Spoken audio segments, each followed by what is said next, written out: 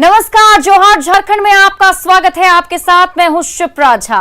पलामू के मेदिनीनगर स्थित मेदिनी राय medical college अस्पताल यानी एमएमसीएच का हाल बेहाल है। इस अस्पताल को खुद इलाज की जरूरत है। यहाँ के इमरजेंसी वार्ड में ना तो बेड की सुविधा है, ना ही मरीजों को देखने वाला कोई व्यक्ति है। आलम यह है कि बैठने के लिए बनाए गए चेयर पर ही मरीजों का इलाज किया जा रहा है। इमरजेंसी वार्ड के हॉल में कई दिनों से मरीज पड़े हुए हैं, लेकिन ना तो उन्हें रूम में शिफ्ट किया गया और ना ही इस बाबत कोई निर्देश दिया गया है। वहीं अस्पताल में अव्यवस्था देखिए, मरीज को स्लाइन स्टैंड तक नहीं मिल रहा है। दुर्घटना में घायल एक बच्चे के परिजन करीब 2 घंटे तक हाथ में स्लाइन लिए खड़े रहे। ये 2 तस्वीरें आपको दिखा रहे हैं एमएमसीएच की। तस्वीरों को देखकर यहाँ का हाल आप खुद समझ सकते हैं। ये अस्पताल मरीज का क्या इलाज करेगा? इस अस्पताल को खुद ही इलाज की जरूरत है। यहाँ पर देखिए, एक ताजा ही मामला सामने आया जहां पर एक बच्चे की दुर्घटना में वो थोड़ा सा घायल हो गया, जिसे अस्पताल में भर्ती कराया गया था, लेकिन उसके परिजन खुद ही हाथ में स्लाइन लेकर खड़े हुए दिखाई दे रहे हैं।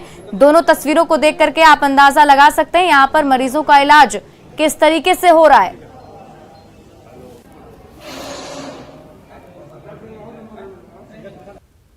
अभी इमरजेंसी में जो नाजुक मरीज आते हैं उनको इमरजेंसी में फर्स्ट एड के साथ साथ उनको पहले स्टेबलाइज किया जाता है। इस स्टेबलाइजेशन के प्रोसेस में 12 घंटा भी लग सकता है, 24 घंटे भी लग सकते हैं। और एक बार स्टेबलाइज हो जाने के बाद उन मरीजों को कंसर्न डिपार्टमेंट में, जैसे मेडिसिन हुआ, सर्जरी हुआ, उनको भेजने की व्यवस्था की जा रही है।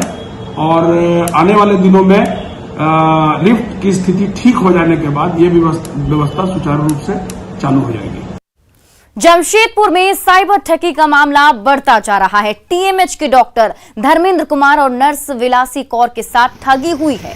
डॉक्टर धर्मेंद्र के अकाउंट से 12,12,000 की अवैध निकासी की गई, जबकि नर्स के अकाउंट से 70,000 रुपए निकाल लिए गए। फिलहाल साइबर पुलिस मामले की जांच कर रही है।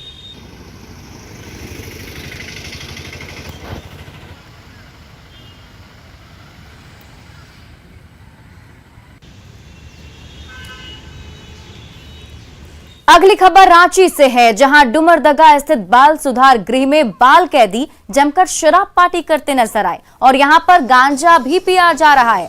सुधार गृह में लड़कों की जमकर शराब पार्टी हो रही है। यही नहीं, इसका खुद वो वीडियो भी बनाते हैं और उस वीडियो को दिखा भी रहे हैं। वायरल वीडियो में खुद दिख रहा है कि शराब की बोतलें, सिगरेट और गांजा वहां पर मौजूद है। नागपुरी गाना बजाया जा रहा है और लड़के शराब और गांजा पी रहे हैं, नशे में चूर हैं।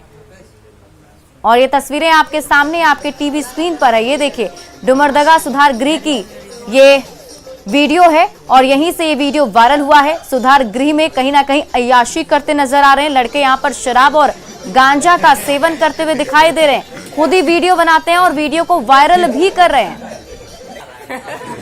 अपराध की दुनिया में कदम रख चुके नाबालिगों को सुधारने के लिए इसी बाल सुधार गृह में भेजा जाता है। आपको ये बताना चाहेंगे कि यहाँ पर जो डुमरदगा स्थित जो बाल सुधार गृह है, इसमें नाबालिग जो किशोर हैं उन्हें रखा जाता है ताकि वो सुधर सके और उनकी जो समाज से वो जिस तरह से अपराध की दुनिया में जाकर अलग हुए हैं, उन्हें फिर से समाज में आने का मौका दिया जा सके।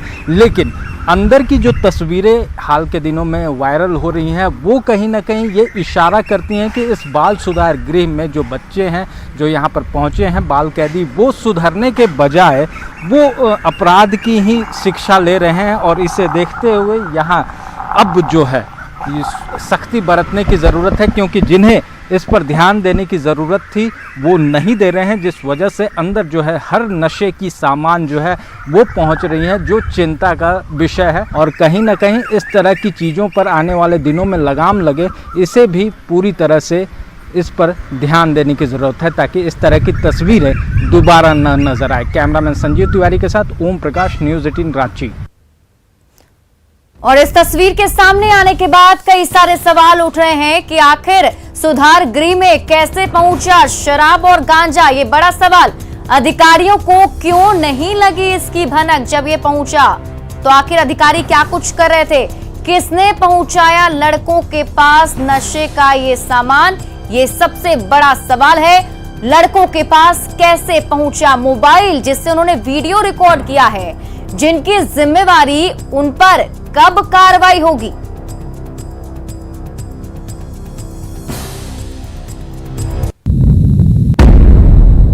गोविंदपुर चंदन कियारी धनबाद ट्रांसमिशन लाइन का काम फिर पश्चिम बंगाल में रुक गया है। स्थानीय ग्रामीणों के भारी विरोध की वजह से बिजली टावर लगाने का काम रोक दिया गया है। ट्रांसमिशन लाइन के लिए पश्चिम बंगाल के पुरुलिया जिले में 6 किलोमीटर क्षेत्र में 24 टावर का निर्माण होना है, लेकिन अब तक 8 टावर के लिए फाउंडेशन का काम पूरा हो सका है, जबकि बाकी बचे 16 टावर निर्माण का स्थानीय लोग लगातार विरोध कर रहे हैं। इस ट्रांसमिशन लाइन के पूरा होते ही धनबाद सेंट्रल ग्रिड से जुड़ जाएगा और वहीं धनबाद और बोकारो जिला में बिजली को लेकर डीवीसी की निर्भरता पे खत्म हो जाएगी। 8 फाउंडेशन स्ट्रक्चर कंप्लीट हो गए हैं। है क्या सही चीज कि जब आदमी वहां काम कर रहा है तो स्थानीय ग्रामीण अपने खेतों में ट्रांसमिशन टावर खड़ा करने में अवरोध और प्रतिरोध कर रहे हैं। अब क्या है कि कोरोना के पीरियड में पश्चिम बंगाल में 15 जून तक कंप्लीट लॉकडाउन है। किसी तरीके से ही पास वगैरह बना करके काम हम लोग अभी भी वहां पर गए काम कर रहा है, लेकिन 24 फाउंडेशन बनने हैं, 8 प्रगति पर है। 16 फाउंडेशन में ज्यादा उग्र प्रतिरोध का सामना करना पड़ रहा है। और झारखंड में कोरोना संक्रमित मरीजों की संख्या में लगातार कमी को देखते हुए झारखंड सरकार आज बड़ा फैसला ले सकती है। दरअसल सरकार अनलॉक 2 की तैयारी कर रही है, जिसमें काफी पाबंदियां हटाई जाएंगी। आज राज्य आपदा प्राधिकार की बैठक में इस पर फैसला लिया जाएगा, जिसमें कुछ और ढील मिलने की संभावना है। मुख्यमंत्री की अध्यक्षता में होने वाली आपदा प्रबंधन की बैठक में सभी जिलों के समीक्षा के बाद अनलॉक 2 को लेकर फैसला लिया जाएगा। अनलॉक 2 में रांची सहित सभी जिलों में कपड़ा, ज्वेलरी, चप्पल आदि की दुकानें खुलने की भी संभावना जताई जा रही है।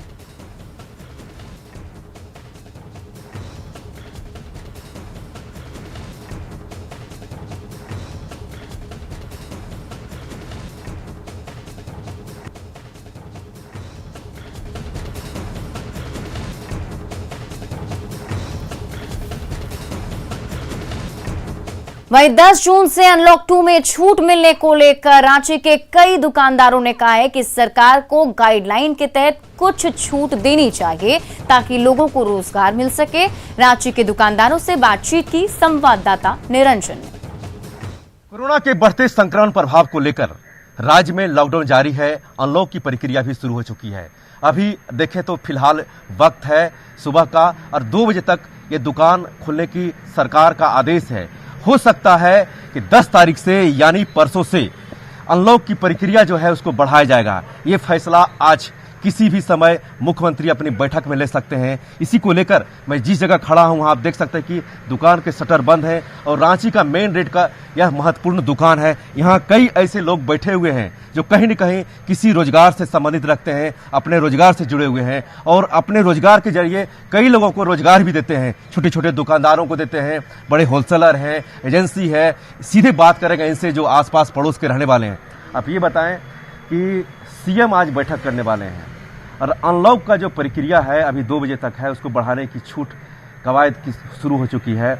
इसका प्रभाव कितना पड़ा है और कितना पड़ने वाला है? देखिए, सबसे पहला बात कि जो झारखंड सरकार ने फैसला लिया लॉकडाउन का, वो बहुत ही ऐतिहासिक फैसला था और उसका सारे लोगों ने स्वागत किया और उसका नतीजा भी हम लोगों को देखने को मिला कि जो हमारे जो कोरोना का वबा था वो उसको रोकने में झारखंड सरकार और समाज के लोगों ने मिलजुल के बहुत अच्छा योगदान दिया।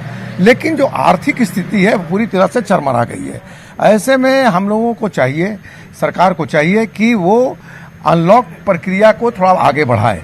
जनता हमारा जो राज्य सरकार के अधीन है, उनका 30 से 40% लोग खाने दाना का मोहताज है और हमारा जो राज्य के जनता है, खास करके गरीब लोगों को, चाहे मुस्लिम कम्युनिटी को हो, हिंदू कम्युनिटी को हो, जिनको समझ में आ रहा है वो मदद कर रहे हैं और सरकार भी मदद कर रही है। सबसे देखिए आवश्यक चीज़ है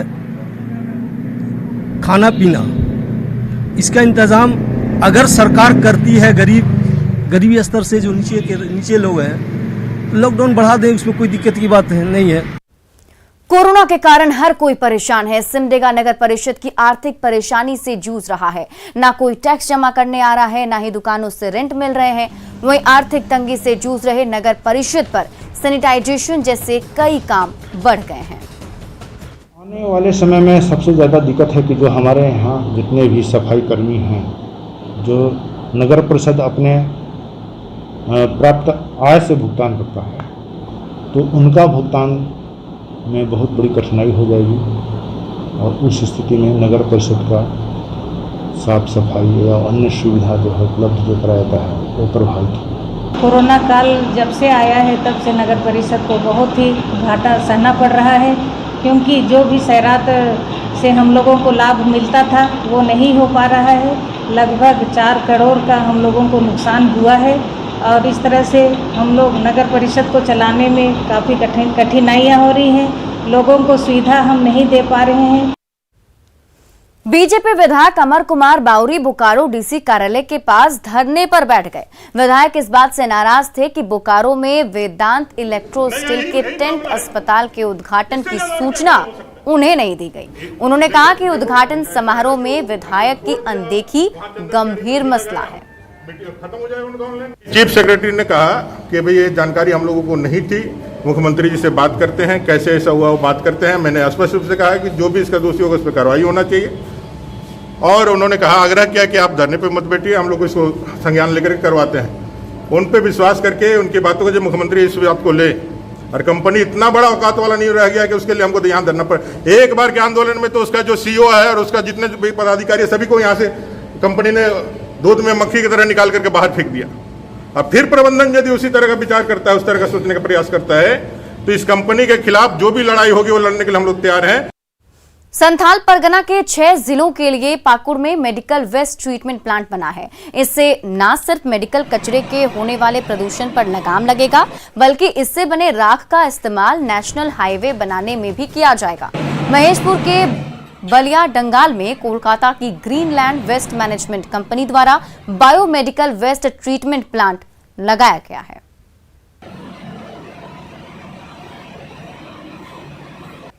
और यहाँ पे हमारा जो है बायोमेडिकल वेस्ट मैनेजमेंट की प्लांट लगी हुई है। यहाँ हमारा संथाल परगना डिस्ट्रिक्ट का टोटल वर्क होता है, इसमें अभी हमारा टोटल वर्क चालू नहीं है। अभी हम लोग 400 बेड पे काम कर रहे हैं। यहाँ पे जो वेस्ट हम लोग वहाँ से कलेक्ट कर लाते हैं, इसमें 4 कैटेगरी की मेनली वेस्ट आती है। इसमें येलो कैटेगरी आती है, रेड आती है, ब्लू आती है और व्हाइट पीपीसी कंटेनर आती है। सीसीएल की सबसे बड़ी और pilot project north Karanpura area की भूमिगत कोयला खदान चूरी में मैन राइडिंग व्हीकल का प्रयोग किया जाएगा। इस्तेमाल को लेकर ऑस्ट्रेलिया से 2 व्हीकल चूरी पहुंच गया है। दोनों व्हीकल की कीमत 20 करोड़ है। जब man riding vehicle Kolkata port के रास्ते जब यहां पहुंचा तो देखने के लिए लोगों की भीड़ उमड़ पड़ी। इसके इस्तेमाल के साथ ही चूरी माइंस इस व्हीकल को इस्तेमाल करने वाला झारखंड का पहला माइंस और देश में दूसरा माइंस बन जाएगा। अब तक सिर्फ कोल इंडिया के ईसीएल की झांझरा खदान में ही 3 मैन राइडिंग व्हीकल का इस्तेमाल किया जा रहा है। प्रत्येक व्हीकल का वजन 6 टन होता है। व्हीकल में ऑपरेटर समेत एक बार में कुल 14 लोग बैठकर खदान के भीतर आना जाना कर सकेंगे। डीजीएमएस का अनुमति मिलते ही व्हीकल का इस्तेमाल शुरू हो जाएगा। मशीन आने से हम लोग पूरे चूरी परियोजना में कार्यरत जितने भी मजदूर, कर्मी, ऑफिसर सभी लोग उत्साहित है। इसलिए हम लोग के पास पूरा समय मिलेगा, अंदर जाने में थकेंगे नहीं और कार्य करने का क्षमता हम लोग के पास ज़्यादा से ज़्यादा रहेगा और हम लोग उत्पादन भी ज़्यादा से ज़्यादा करेंगे। हम लोग हर समय वहाँ तत्पर भी रहेंगे अपने काम पर। स्टार्टिंग में 400 मीटर का 1/6 में 1/4 तक ग्रेडियंट है, जो कि यदि आप लौट के आएंगे तो काफ़ी चढ़ाई पहाड़ जैसी लगती है, तो आदमी थक जाता है इस ग्रेडियंट में आने जाने के लिए। डीजीएमएस का एक इंस्ट्रक्शन था कि यहाँ पर मैन राइडिंग सिस्टम लगाया जाए।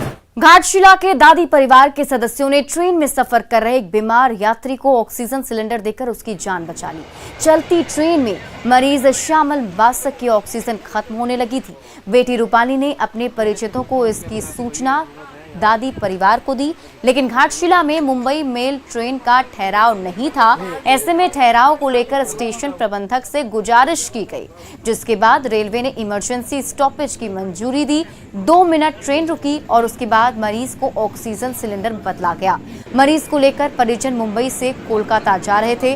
घाटशिला का दादी परिवार कोरोना संकट में जरूरतमंदों को राशन से लेकर ऑक्सीजन तक मदद पहुंचा रहा है।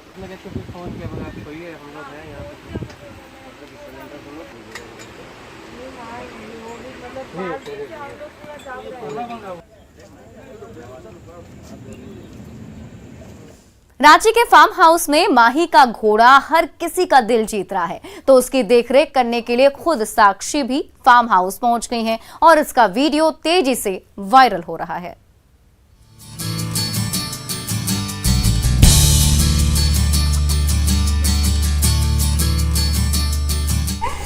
देखो, इसको टाइट करना है तो ये इसको ऊपर करना है, ठीक है? उसके हिसाब से आप फिटिंग कर लेना। अस्तबल के रखवालों को माही के प्यारे और दुलारे चेतक की देखभाल करने के गुर सिखाती नजर आ रही हैं साक्षी। उधर दिखाओ, वो तो अभी मुंह में डाल दो, खाएगा नहीं। ये चला, ठीक है? होल में डाल रहे हो आप। कभी लगाम पकड़कर दिखा रही हैं, तो कभी घोड़े को प्यार से सहला रही हैं साक्षी। चलिए अभी नहीं रिंग रोड में हम लोग, ठीक है ना? समझ में आ गया ना? इस भोले भाले बेजुबान पर इतना प्यार दुलार लुटाए भी तो क्यों नहीं।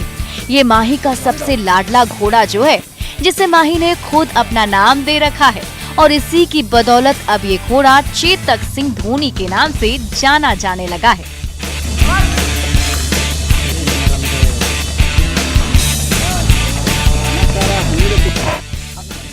कुछ दिन पहले सोशल मीडिया में जैसे ही चेतक सिंह धोनी की तस्वीरें किसी ने पोस्ट की, देखते ही देखते वायरल हो गई। माही के चाहने वाले उनके प्यारे चेतक के भी दीवाने हो गए।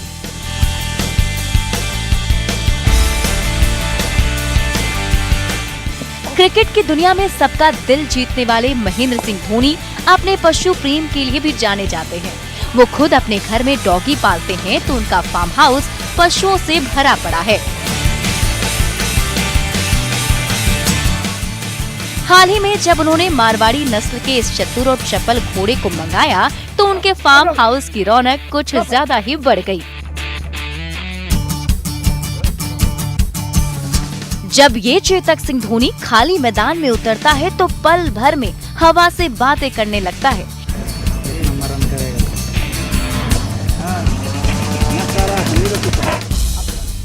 इसलिए इस घोड़े की बेहतर देखभाल के लिए फार्म हाउस के रखवालों को खास तौर पर ट्रेनिंग दी जा रही है।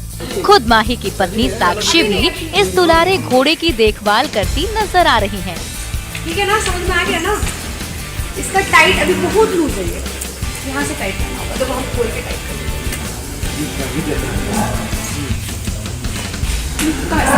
सही वाला मोटा वाला खोलना, पतला वाला नहीं। फिलहाल माही के फार्म में मारवाड़ी नस्ल के इस घोड़े का पदार्पण हुआ है, जो अपनी रफ्तार और चपलता से हर किसी का दिल जीत रहा है। जल्द ही इसी नस्ल की 3 और घोड़ियां भी आने वाली हैं। इनके जरिए फार्म हाउस में ही घोड़ों की ब्रीडिंग कराई जाएगी, जिसे घोड़ा पालन की चाहत रखने वाले भी अपने घर ले जा सकते हैं।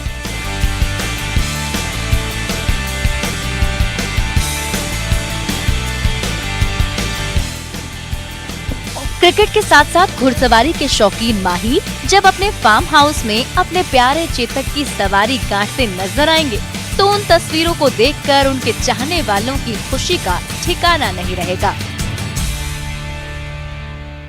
और जोहार झारखंड के इस बुलेटिन में अभी के लिए बस इतना ही, लेकिन न्यूज़ 18 बिहार झारखंड पर आपको दिखाएंगे। लेकिन उससे पहले देखिए, वैक्सीनेशन से ही हारेगा कोरोना। सोमवार को पीएम मोदी ने देश को संबोधित किया और एक बार फिर से वैक्सीन को लेकर भ्रम दूर करने की कोशिश की। इतना ही नहीं, लोगों को टीका लगवाने की नसीहत भी दी।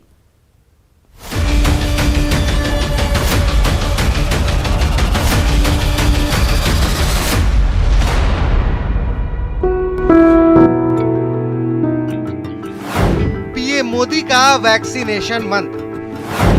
मौका मिलते ही वैक्सीन लगवाइए।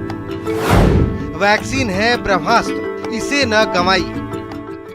आज जब मैं आपसे बात कर रहा हूं तो देश में 23 करोड़ से ज्यादा वैक्सीन की डोज दी जा चुकी है। टीकाकरण के आंकड़े बढ़ते जा रहे हैं, रोज नए इतिहास बनते जा रहे हैं, लेकिन मंजिल अभी बहुत दूर है। अभी तो करीब 4 गुने से अधिक लोगों का टीकाकरण होना बाकी है और ये तभी होगा जब लोग वैक्सीनेशन को लेकर सकारात्मक होंगे। इस लड़ाई में वैक्सीन हमारे लिए सुरक्षा कवच की तरह है। आज पूरे विश्व में वैक्सीन के लिए जो मांग है उसकी तुलना में उत्पादन करने वाले देश और वैक्सीन बनाने वाली कंपनियां बहुत कम है। वैक्सीनेशन की 100% सफलता के लिए इसकी उपलब्धता भी बेहद जरूरी है और पीएम मोदी की माने तो देश जल्द ही टीके की कमी को दूर कर लेगा। कैसे, ये आप खुद सुन लीजिए। भारत ने 1 साल के भीतर ही एक नहीं बल्कि 2 made in India vaccine launch कर दी। आज देश में 7 कंपनियां विभिन्न प्रकार की वैक्सीन का प्रोडक्शन कर रही है। कोरोना की दूसरी लहर ने दहशत पैदा कर दी है। इसकी वजह से टीकाकरण को लेकर जागरूकता बढ़ी है। लोग अब टीका लेना चाहते हैं, बड़ी बेसब्री से अपने मौके का इंतजार कर रहे हैं। लेकिन एक टेंशन अभी परेशान किए हुए है, वो है तीसरी लहर, जिसको लेकर कई तरह की आशंकाएं जताई गई हैं। कुछ एक्सपर्ट्स द्वारा हमारे बच्चों को लेकर भी चिंता जताई गई है। इस दिशा में भी 2 वैक्सीन का ट्रायल तेजी से चल रहा है।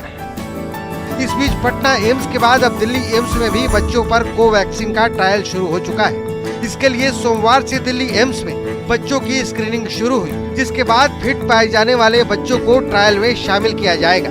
उम्मीद है कि जल्द ही ये ट्रायल अपने मुकाम तक पहुंचेगा और बच्चों के लिए भी देसी वैक्सीन मिल जाएगी। Bureau report, news 18 network.